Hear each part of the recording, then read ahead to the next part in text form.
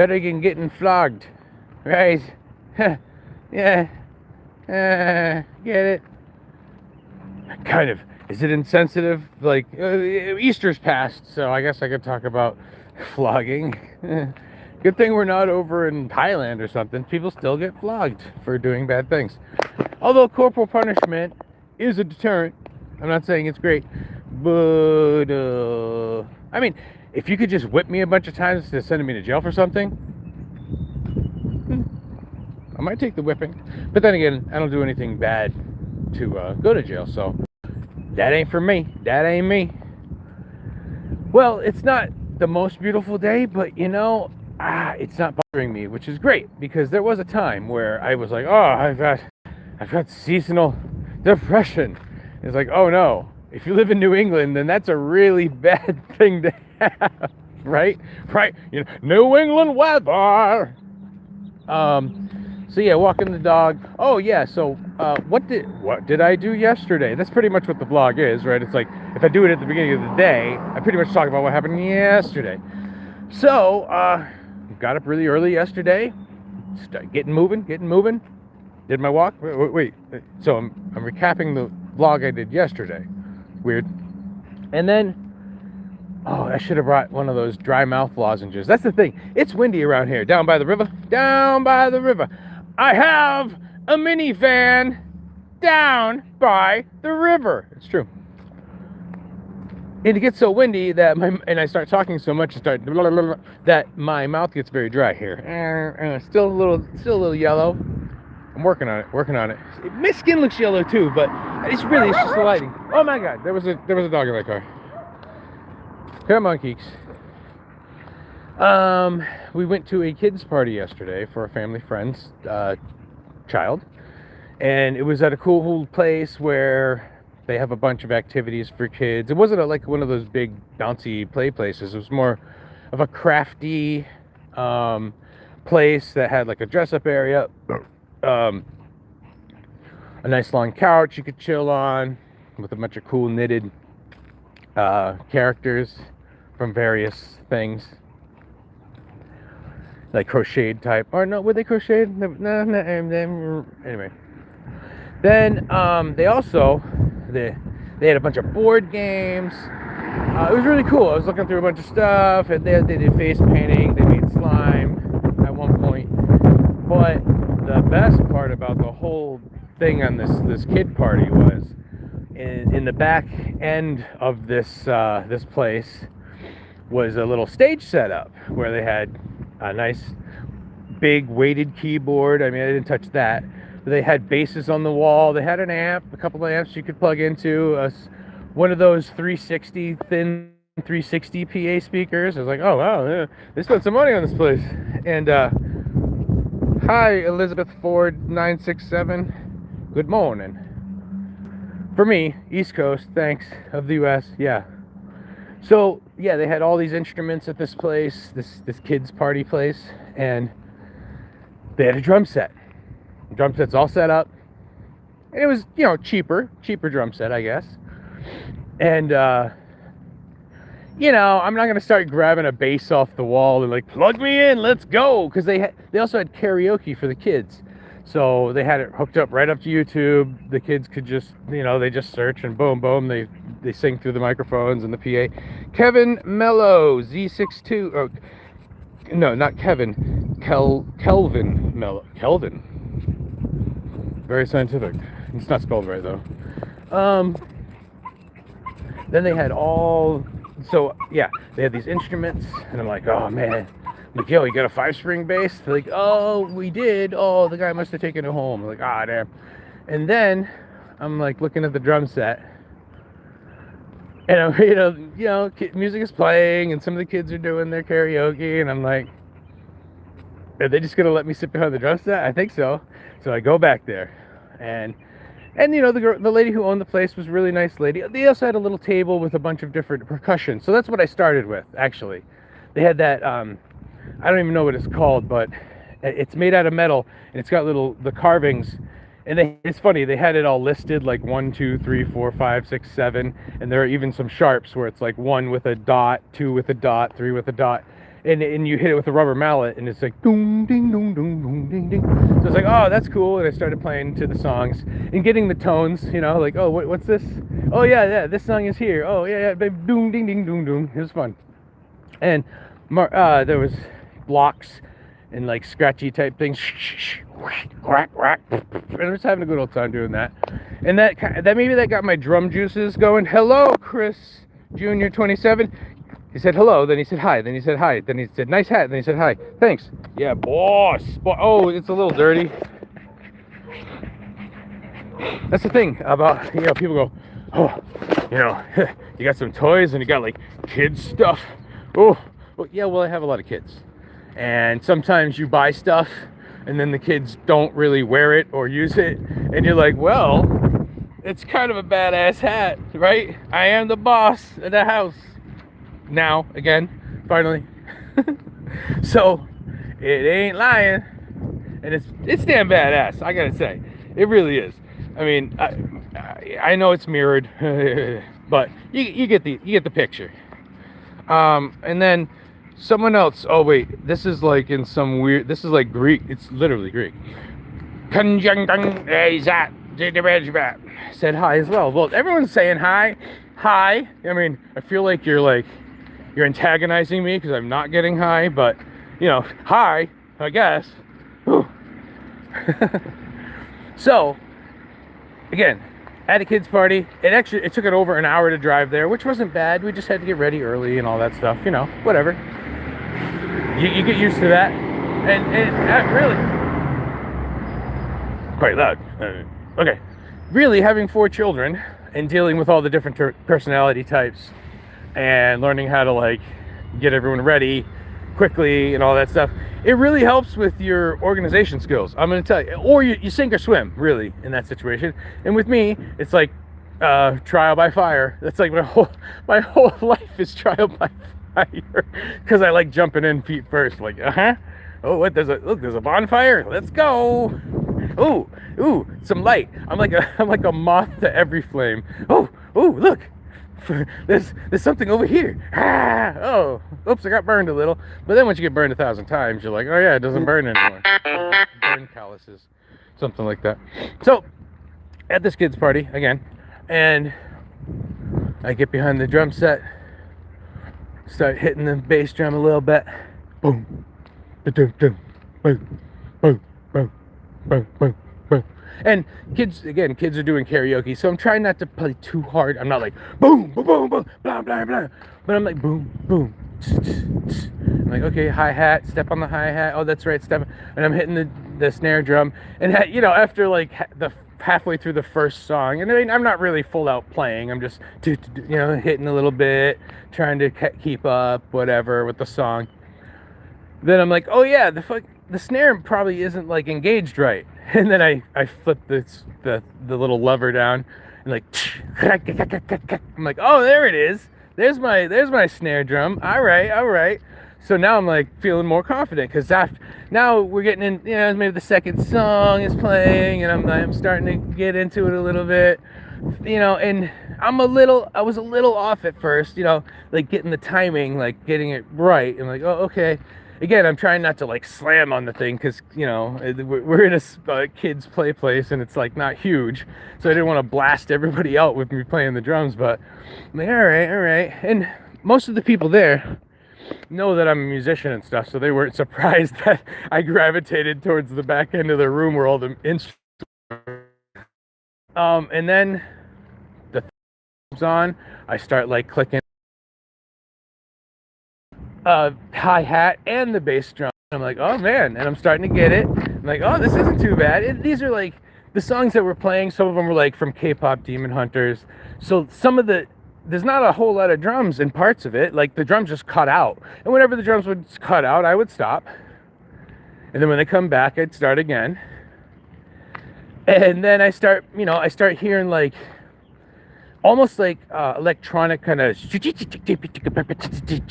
and I'm and now I'm hitting the hi-hat and lifting my foot and kind of doing and I'm getting it, and I'm like, oh shit, this, what, this isn't too hard, this is actually fun. I'm now I'm starting to have fun, this is great. by the fifth song, and I'm over on the ride too, and I'm like hitting the bell and also hitting the ride and like doing different polyrhythms with it. All that, I'm like, wow, can I actually play the drums now? Like, I never really sat down for more than literally most of my life. I have been around a drum set. At least there was one at the studio. There was always one set up at the studio. But, it's not my drum set. I didn't pay for it, so I don't want to, just really slam on it. Oh, we got another Savage Player 76 said, "Hi, Savage Player, what do you think of my hat? Oh, can you play the final boss? Ah, am I the final boss? Whoa." Anyway. So, fourth, fifth song, whatever. I'm getting it. I'm actually getting it. And I'm like, and now there was a song where, the bass drum wasn't just a steady rhythm, it was just boom, boom, boom. It was like boom, boom, boom, boom, boom, boom, boom, boom. And I'm like, all right, I'm getting that. And now I'm getting that. And eventually I locked in. And I'm hitting it right. And I'm hitting the snare drum right. And I'm hitting the hi-hat right. And I'm like, dude, like it took this long, the thing is, I've been playing bass so long. It is all about rhythm, and I've been I have to listen to the drums very closely when playing the bass, especially when you're jamming. You really gotta listen, lock in, and I know how to do that. But now I'm locking into actually playing the drums at this place, and it's like, and people are looking over at me like, wow, hey, yeah, you're sounding good. And even my son's, my older son is just looking at me like, yeah, Dad, so I guess you can play the drums now? And I'm like, I guess so. Hey, what's going on, man? I know, you want to say hi. Come on. Oh, what are they doing? Oh, that smells nice, huh? Ooh. Trash truck. The dog's like, ah. This end of the street, it's trash day. Not my end, but this end. Well, this isn't my street, anyway. So yeah, man, I learned how to play the drums yesterday. And again, probably a handful of times I've sat behind the drums and it did terrible. Just like, oh, I don't know, I can't do it, I don't know. And here I am yesterday, just sitting at the drum set, wailing, getting it. And I was like, wow, maybe I can play the drums now. That's convenient. That's nice. So the only problem is now I want a drum set, which I don't have $1,500 to go buy a drum set right now. And where would I set it up? In the basement? Yeah. I'm annoying my family enough right now with all the energy I have and the jokes I'm coming up with and the things and this and that and how I want to do everything. Now I'm going to have a drum set? Oh boy. I guess I could set it up at the studio. Well, maybe not. Maybe I'll just go play on Brian's drum set. Maybe he'll let me. That's possible. Maybe I can show up to rehearsal an hour early and just start wailing on the thing. It would be awesome if I could learn how to play the drums and maybe literally we could switch around. If I could learn how to play the drums, then our band could literally shift over.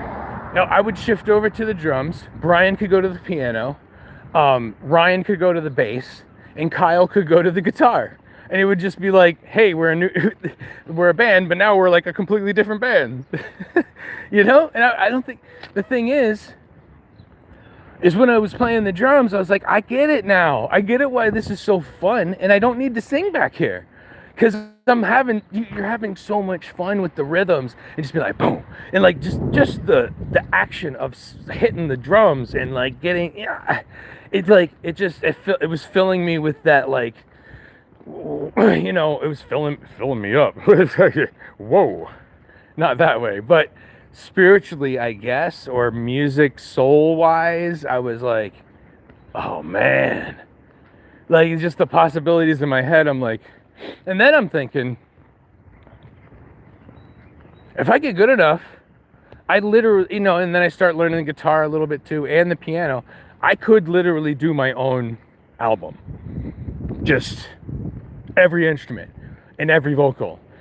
This is Luke's album. That's it. No, even the recording, even the mixing, everything. I was like, this is fucked.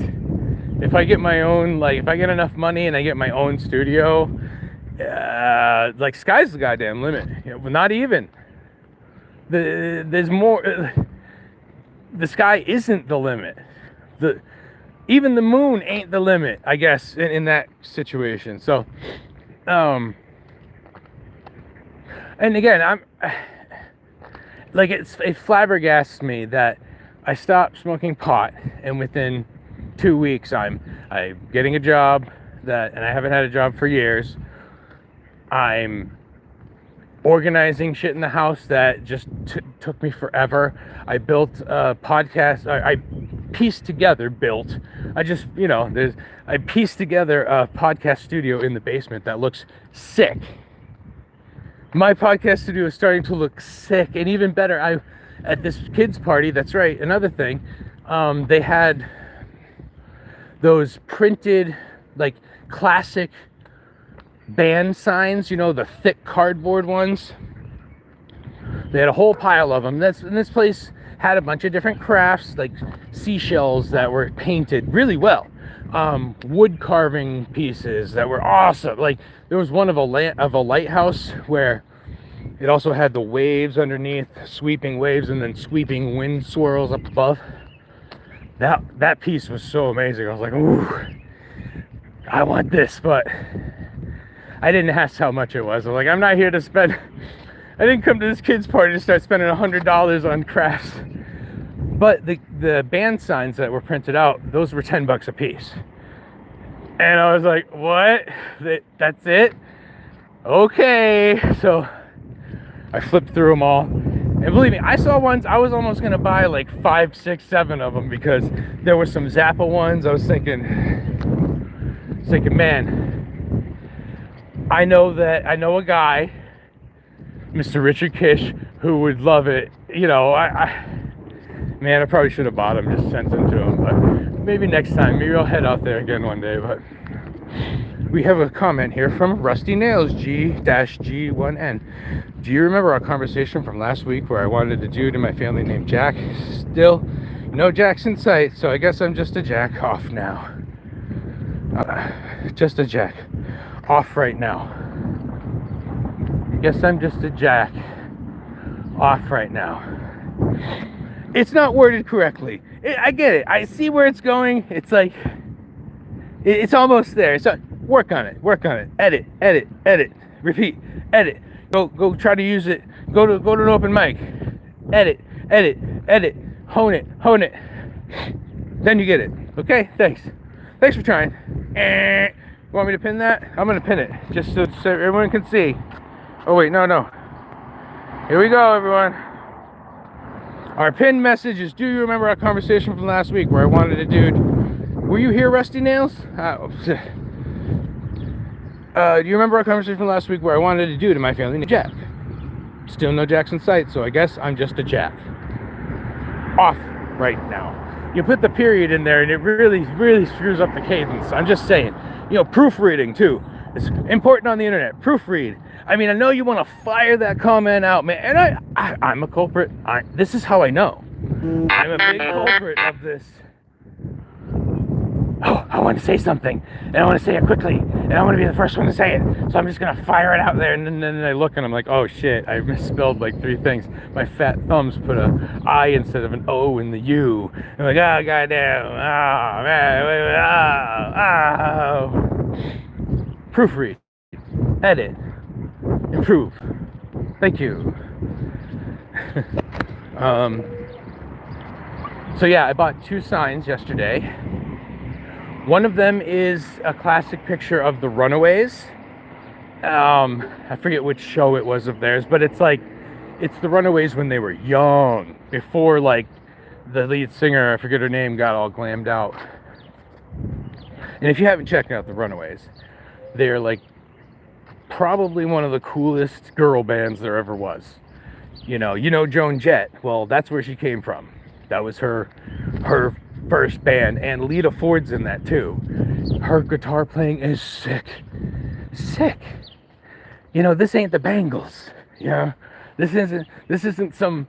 I don't know if they were. I've heard some people say that the Runaways were a corporate band that was put together by the record companies, but they did a good job on that one. I'm just gonna say, because and the Runaways movie came out. What, at this point, maybe 10 years ago or something, 10 years ago, 12. So these years have been the past 15 years have been like a blur, like a foggy blur. I wonder why. And then I'm getting some communiques about something that I was talking to my buddy Jim about yesterday, and it's kind of funny. I can't talk about it now, though. Oh, maybe we will one day. Stay tuned. Stay tuney. So the Runaways, yeah, great band. Most people know the song Cherry Bomb. Hello, Daddy. Hello, Mom. I'm a cherry bomb. Hello, world. Is it boy or girl? It's a cherry bomb. Cherry bomb. Cherry bomb. That's their big hit.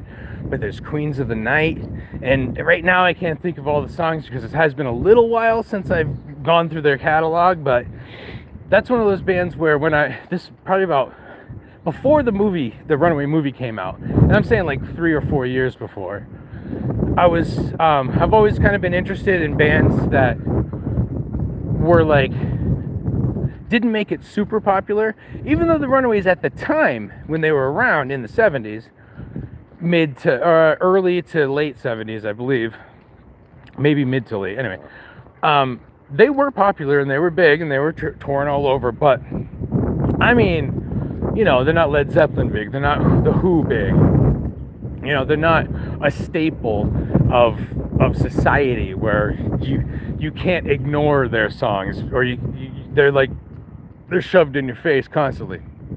Runaways aren't like that. So at one point I thought about how I like my band's music, and we never really got that popular. So what about other bands? There's got to be other bands like that in the lexicon somewhere where they were kind of popular, and then they broke up, and then you didn't hear from them again. And the Runaways is one of those bands. If you like rock and roll, you like kind of like proto. It's like proto punk in a way, like girl proto punk. Awesome shit. The Runaways, beautiful band. I mean, good looking girls too for their time when they were that young. I mean, yeah.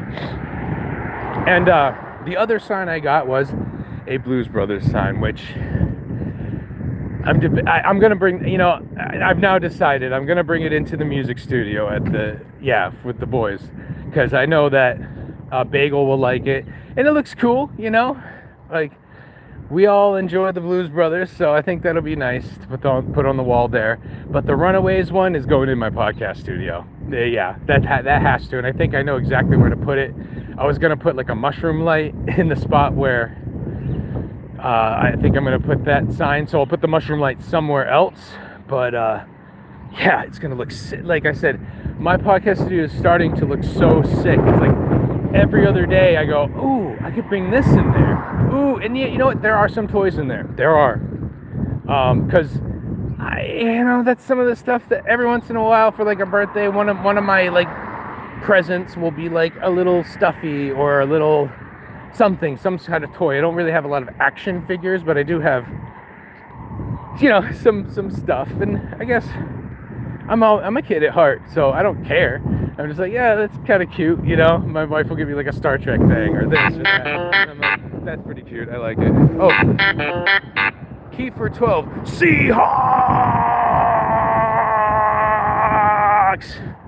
Man, screw the Seahawks, man. They beat the Patriots in that Super Bowl years ago. Man, screw them. Screw them. Just kidding. Like you like. Excuse me for a second.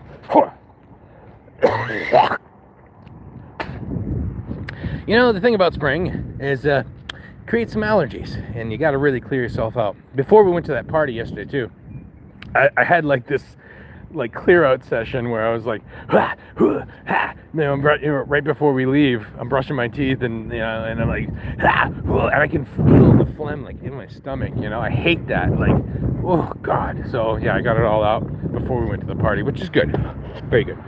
And so yeah, it's over recap. It's the 13th of April. I haven't smoked pot in at least 14 days, which I kind of wish I could a week earlier. Thank you. Morning. And in that time, I've gotten a job, set up my podcast studio, and done some great shows. This Saturday, I hosted a 3.5 hour show on the International Rangoon channel at Official Rangoon. That's right, like a crab Rangoon, at Official Rangoon on YouTube. The hell was that? Someone doing some rhythms at me. What did you hear me playing the drums? Like, what? Wow, it spread quick. I learned the drums yesterday, and people were like, "Hey, drummer, what's going on?" I'm like, "Oh, wow." So yeah, I did that show, 3.5 hours. My buddy Jim Grindle